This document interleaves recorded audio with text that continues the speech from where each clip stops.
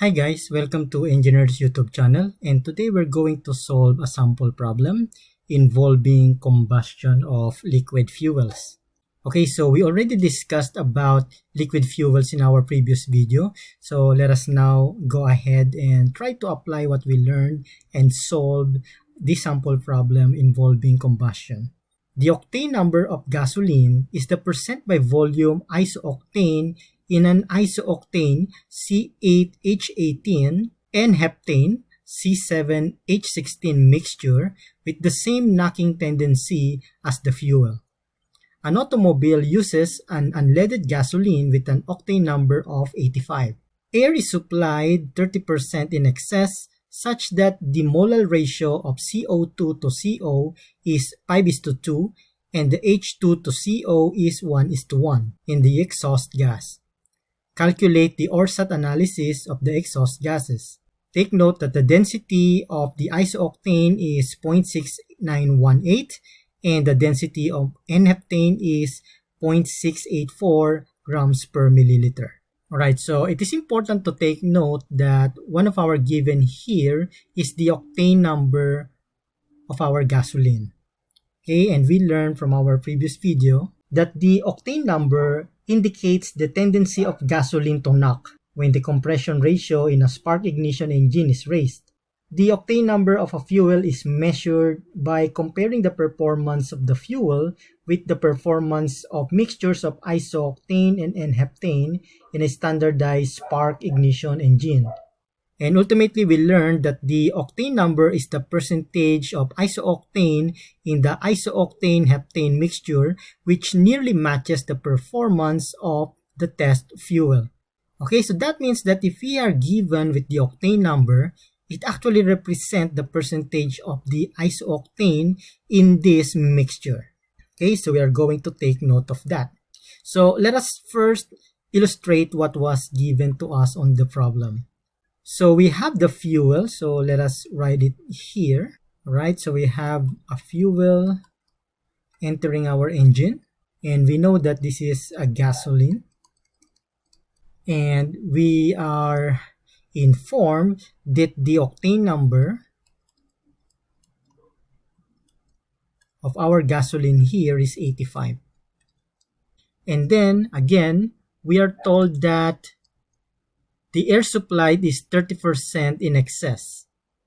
Okay, so air is entering here. Okay, so we have air right here, and we are told that we have 30% excess air.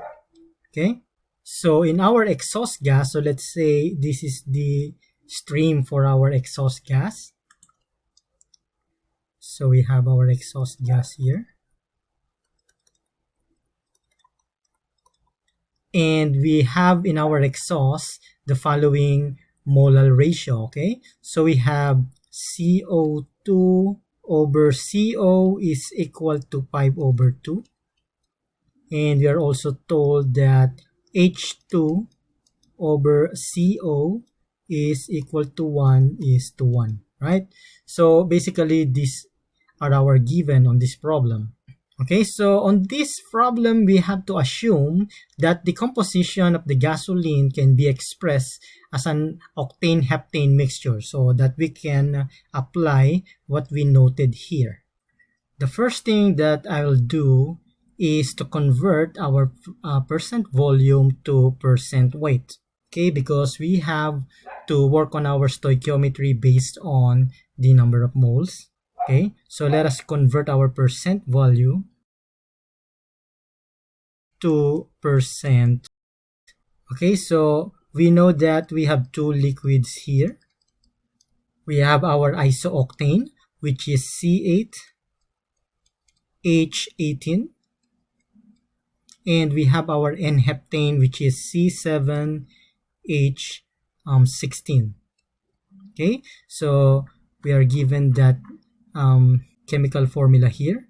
Isooctane is C8H18 and N-heptane is C7H16. Okay, so since we're just be transferring percent volume to percent weight, we'll be using an assumption of 100 milliliter or liter of the volume, whatever, because it is going to be converted to percent weight anyway, right? So let us have our volume here.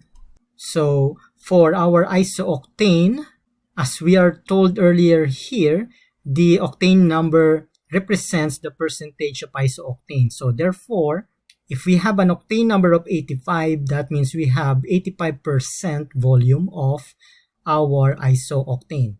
So we will have here 85 for our isooctane. So the remaining percentage will be for the N-heptane, which is 15.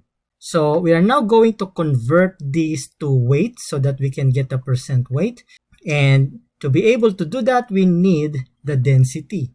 And we are given the density right here. So the density of isooctane is 0.6918 and the density of N-heptane is 0.684. Okay, so let us write that here. For our isooctane, our density is 0.6918. And for our N-heptane, we have 0.684. So in order to get the weight, okay, so we need to get the weight.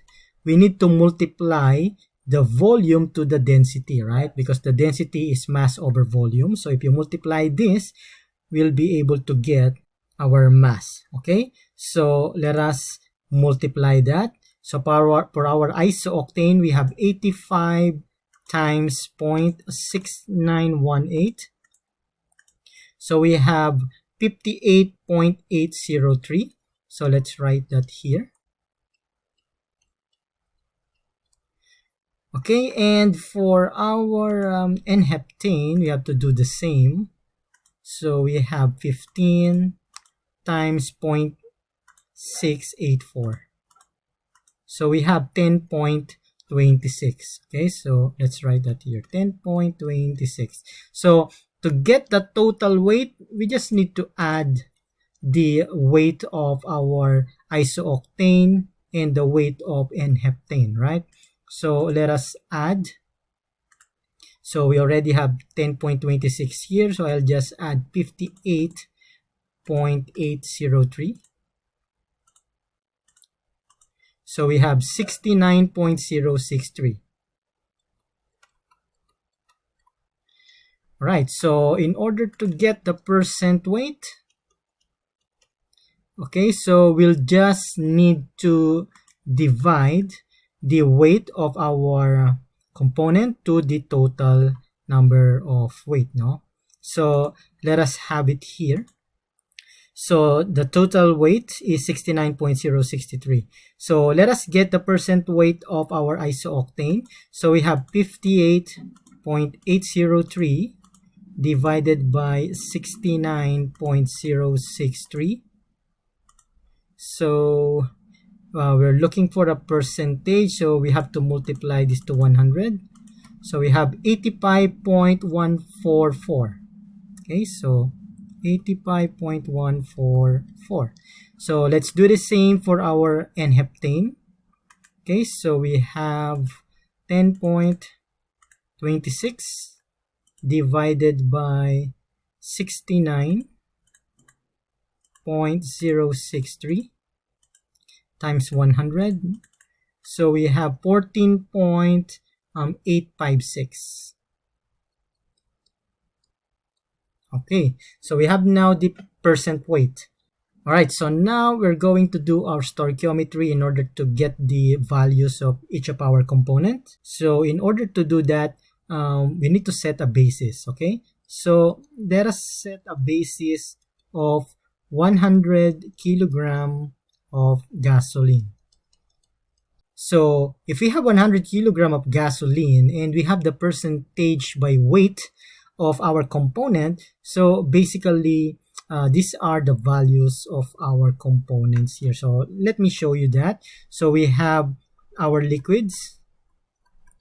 Okay, so it's just the same as what we did before. We have our isooctane, which is C8H18, and we have our N-heptane, which is C7H16. Okay, so let us have the weight. of our component. So basically, we'll just multiply the percent weight to our basis. So if we have 85% of isooctane in our gasoline, so that means we have 85.144 for our isooctane. So similarly, we have 14.856 for our N-heptane. Now, we want to convert this to the number of mole, okay, because we're going to apply stoichiometry here. So, in order to convert weight or mass to the number of moles, we need the molecular weight of each of our component. So, what is the molecular weight of our isooctane? So, we'll have carbon is 12 times 8 plus hydrogen is 1 times 18, so we'll just plus 18 here. So we have 114. Oh, sorry, let me use white so we'll not get confused. So we have 114 here. And for our N-heptane, okay, so carbon, which is 7. So we have 12 times 7 plus hydrogen 16. Right, so we have 100 for the molecular weight of our N-heptane. Alright, so the next thing that we need to do is to convert this to the number of moles, okay, in order to apply this to our stoichiometry.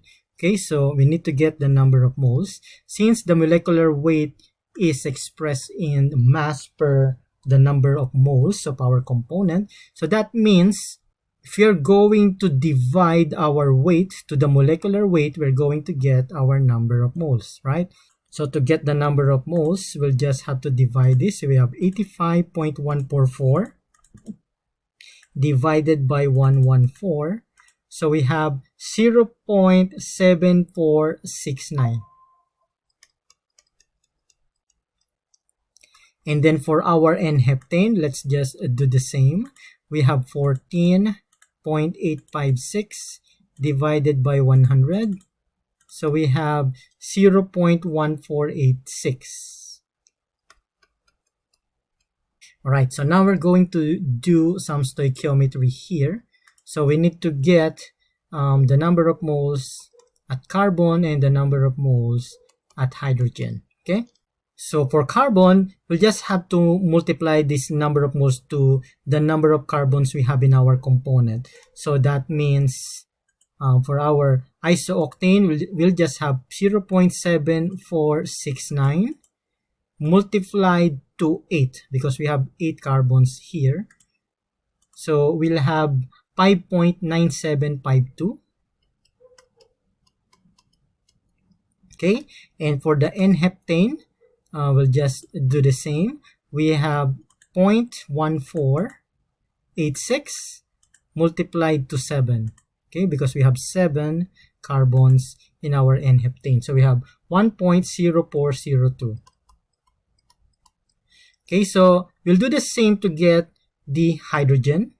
So for hydrogen, we have 0.7469 multiplied to 18 because we have 18 hydrogen here. So we have 13.4442 for the hydrogen. So we have 13.4442.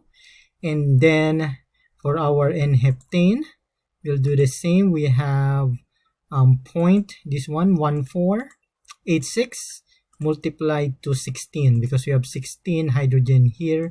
So we have 2.3776. Okay, so we have 2.3776. Okay, so this time we need to get the total carbon and total hydrogen. Okay, so we'll just add these values. Okay, so let us have that here. So for carbon, we have 5.9752 plus 1.0402. So we have 7.0154. 7.0154. So let us have that also for our hydrogen. So we have 13.4442 plus 3776. So we have 15.8218. So let us now have our theoretical oxygen. Okay. So in order to get the theoretical oxygen, we need to use stoichiometry. So we learned that to get the theoretical oxygen, all of the combustible materials should be consumed, right? So all of our carbon will be consumed. So we have carbon plus O2 will be converted to CO2. Okay, similarly, all of our hydrogen will be converted to H2O. Okay, so just to balance this, we have two, okay, hydrogen here, and we have one oxygen here, so we'll have 1/2 here. Okay, but we are looking for the value of O2 because we need to get the theoretical O2. So we should have O2 here. So let us multiply all of this by 2. Okay, so 2 times 2 will have 4 hydrogen plus 2 times 1/2, so we'll just have 1. So we have O2 here, and then 2 times 1 will have 2 H2O. Alright, so let us use these values. First, with carbon, we have 7.0154.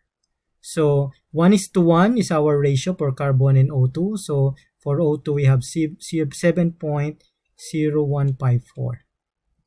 Okay, so for our hydrogen, okay, so for hydrogen, we have 15.8218.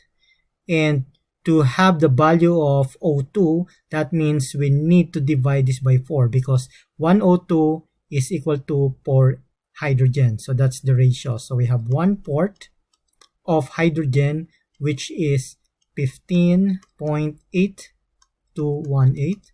Okay, so that means for O2, let us use our calculator. Okay, for O2 in hydrogen, we have 15.8218 divided by 4. So we have 3.95545. Right, so if we add these values of O2, we will get our theoretical oxygen. Okay, so we have our theoretical O2, which is equal to 3.95545 plus this value, which is 7.0154. Okay, so we have 10.97 theoretical O2. Okay, but we are informed that we have 30% excess O2 here, or 30% excess air, right? So to get the excess O2, okay, we'll just have the 30% of our theoretical O2. So we have 10.97 times 0.3. So that means our excess O2 is equal to 3.29. Okay, 3.2912. Okay, so let's say 3.29 excess O2. Alright, so how much oxygen is coming from the air? So let's have our O2 from air, which is equal to our theoretical O2 plus our excess O2. So we have 10.97 plus 3.29, which is equal to, okay, so 3.29 plus 10.97. So this is equal to 14.26. Okay, so 14.26 O2 air. Okay, then we can get the N2 in our air, the nitrogen in air, by getting the percentage. So we have 14, sorry. So we have 14.26 times the ratio of nitrogen to oxygen, which is 79 and 21. Okay, so we'll have here times 79 divided by 21. Okay, so we have 53.65 nitrogen. Okay, so we got our O2 in air and N2 in air. So now we need to find out how much carbon is converted to carbon dioxide. Okay, so now let us find out how much carbon has been converted to CO2. Let us remember that we are given a ratio from our given here. So from this ratio, we have CO2 over CO is 5 over 2. Okay, so let us write that down. Okay, so the ratio of CO2 over CO is 5 over 2. So take note that our product is just CO2 and CO. Okay, so that means if we're going to add 5 and 2, we will have the total of our CO2 and CO in terms of percentage, right? This will be equal to 7. So to find out how much carbon has been converted to CO2, okay, so we know the value of our carbon from here. So our carbon is 7.0154. So our total carbon is 7.0154. But all of this, from all of this carbon, we have this ratio on how much will be converted to CO2 and how much will be converted to CO. So that means we'll just multiply this to the number of CO2, which is 5, over the total, which is 7. Okay, so that means the number of carbon converted to CO2 will be equal to 7.0154 times 5 divided by 7. So we have 5.011. Okay, so how much carbon has been converted to CO? So we'll just do the same, 7.0154, but we are going to use this value. We have 2 over 7. So we have here 7.0154 times 2 divided by 7. So we have 2.0044. So let's say this is equal to 2. Okay. All right. So the next question is how much H2 in the stock gas? So we just have to remember again that we have another molar ratio given here in which H2 over CO is 1:1. So let me just write that here.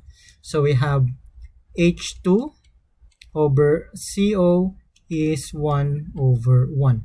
Since our CO is equal to 2,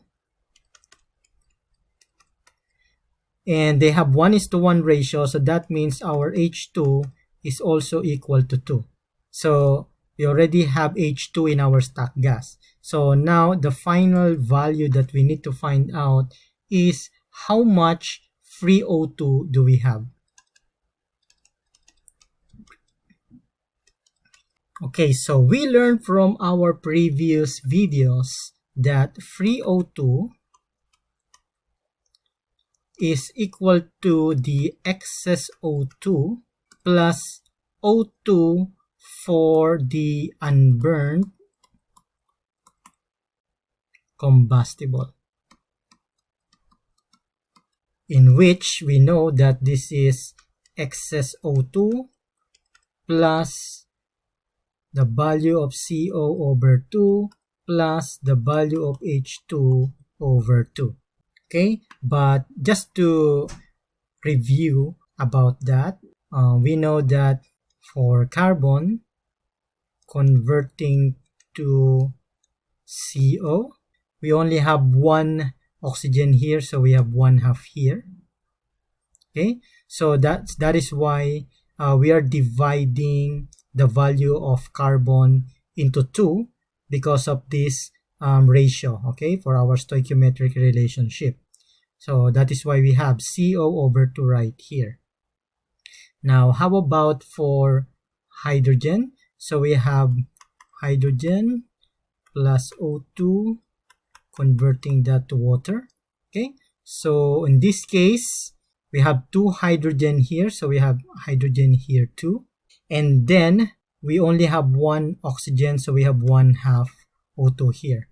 Okay, so remember we have H2 here, so we already have H2 in here. So to convert that to O2, so whatever value of our H2 is, we have to divide that by 2. So that's why we have H2 divided by 2 right here, no?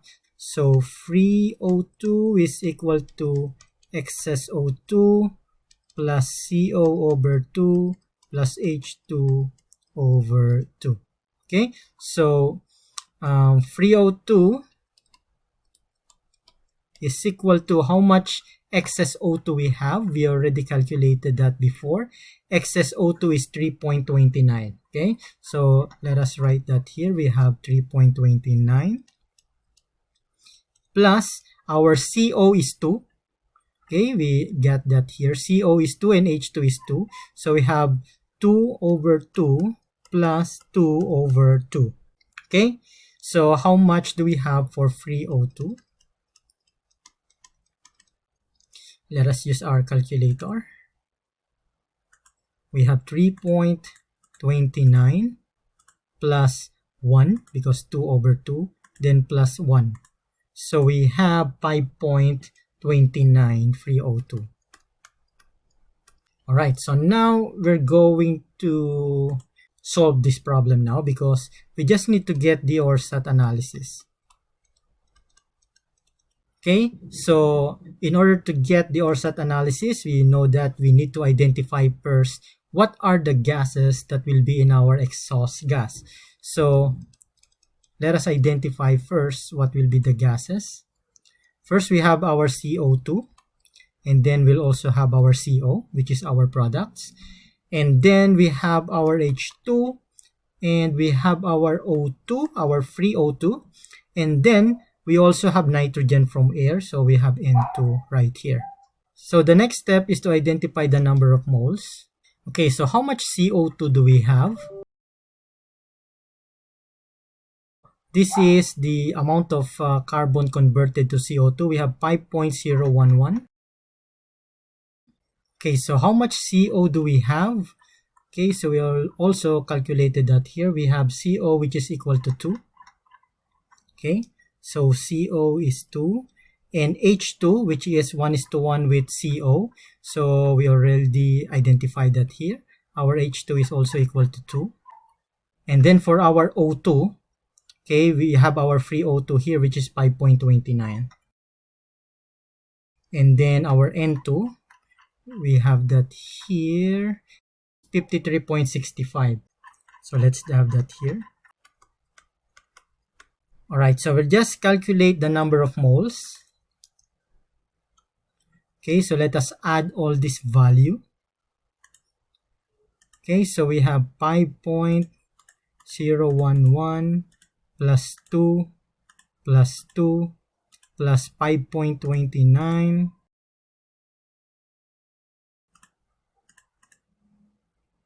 is equal to 67.951. Okay, so to get the ORSAT analysis, we'll just need to get the percentage of each of these gases. So let's start with CO2. We have 5.011 divided by 67.951, right, times 100. We have 7.37. For CO, we have 2 divided by 67.951 times 100. We have 2.95 or 2.94. Then for H2, we have the same because this is also 2. So 2 divided by 67.951, we have 2.94. So for O2, we'll have 5.29 divided by 67.951. So we have times 100, we have 7.79.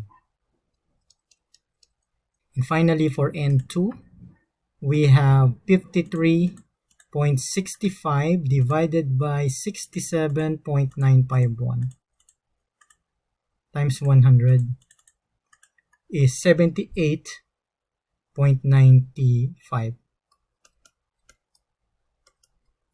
Okay, so this is our ORSAT analysis.